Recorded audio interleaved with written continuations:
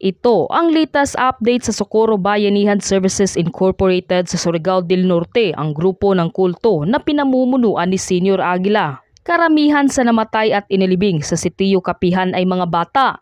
Narito ang natuklasan ni Senator Bato de la Rosa nang suriin ang naturang lugar kung saan inilibing ang mga namatay na miyembro ng Socorro Bayanihan Services Incorporated o SBSI.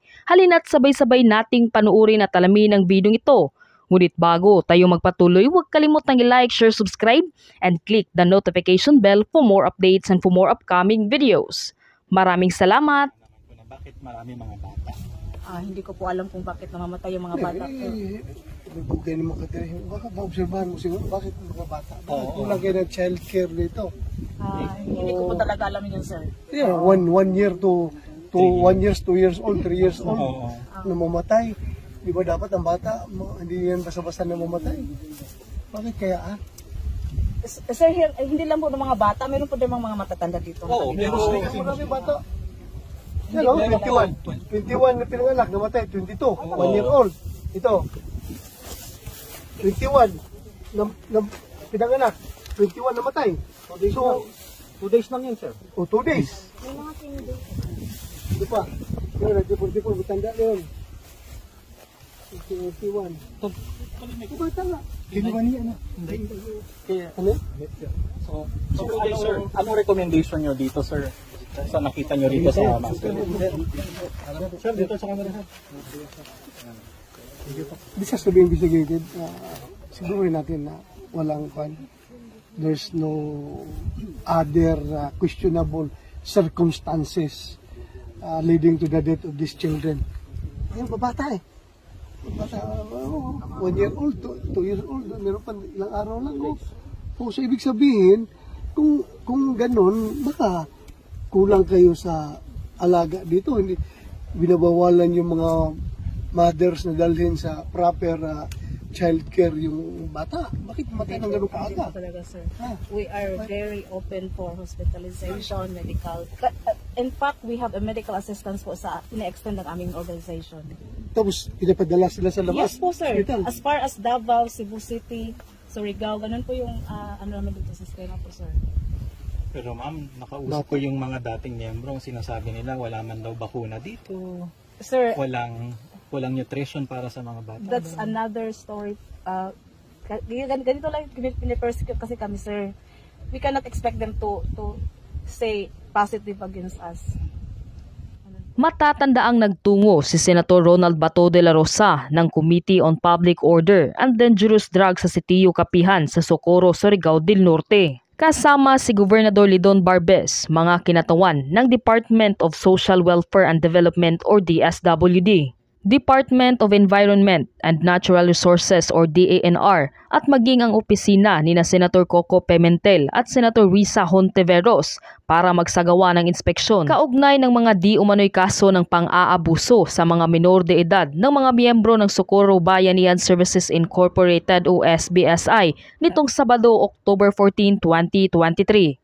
Binisita rin ni Senator Bato de la Rosa ang walang permit na sinasabing sementeryo ng Sitio Kapihan sa loob ng 353 ektaryang lupa kung saan dito natagpuan ang mahigit 20 libingan ng mga bata. Pinaiimbestigahan rin niya kung ano ang sanhi ng pagkamatay ng ilang sanggol at paslit na inilibing sa hindi rehistradong sementeryo dahil na rin sa sumbong ng isang ama na hindi umano siya pinayagan ni Senior Aguila na pumunta sa bayan upang sana ipagamot ang kanyang nag-agaw buhay na kanyang anak.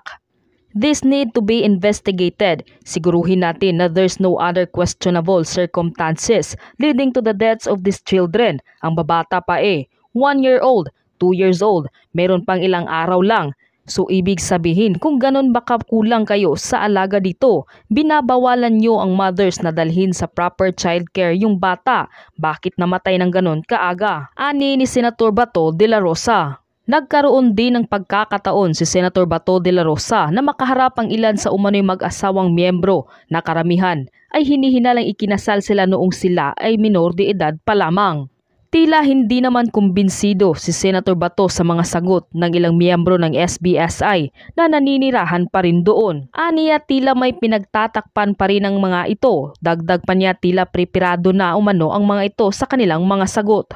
Inutusan na rin ni Senator Bato de la Rosa ang National Bureau of Investigation o NBI na imbestigahan ang sanhi ng pagkamatay ng mga bata at iba pang miyembro ng naturang grupo. Nagsalita at may mensahe si Senator Bato de la Rosa sa harap ng mga miyembro ng Socorro Bayanihan Services Incorporated o SBSI. Iginiit niya na hindi siya tutol sa SBSI at gusto lamang umano niyang malaman ang katotohanan sa mga paratang. Pilit para kalaban ninyo. Kaya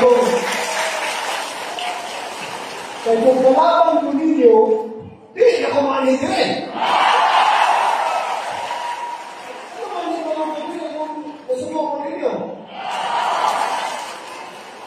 Lola nyo, bisag gabay lang, kahit kunting galit sa inyo, wala ako. Kaya kami andito dahil gusto namin maklaro yung katotohanan ng mga aligasyon patungkol sa inyo. Dahil ayaw rin namin na dahil kami sa katotohanan. Yung totoo lang. Kaya, sabi ko kanina doon sa interview ko na marami yung mga minoridad na nag-asawa, nag-anak kasi ayaw man nila sabihin na kinasal sila kahit nasabi ng mga bata na nandun sa baba na kinasal mo sila di sila nakila.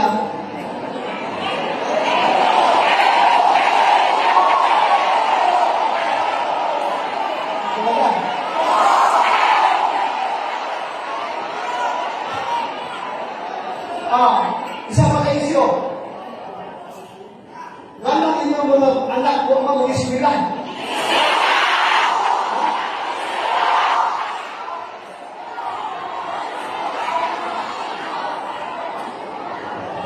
Yung mga ismilan sa baba, di ba? Ano siya magkagal doon? Ganito, gawin natin. Wala na ko masyadong concert sa iyo, matatanda na kayo eh. Pati kami, matatanda na tayo. Basta yung mga bata talaga maganda ang kabukasan.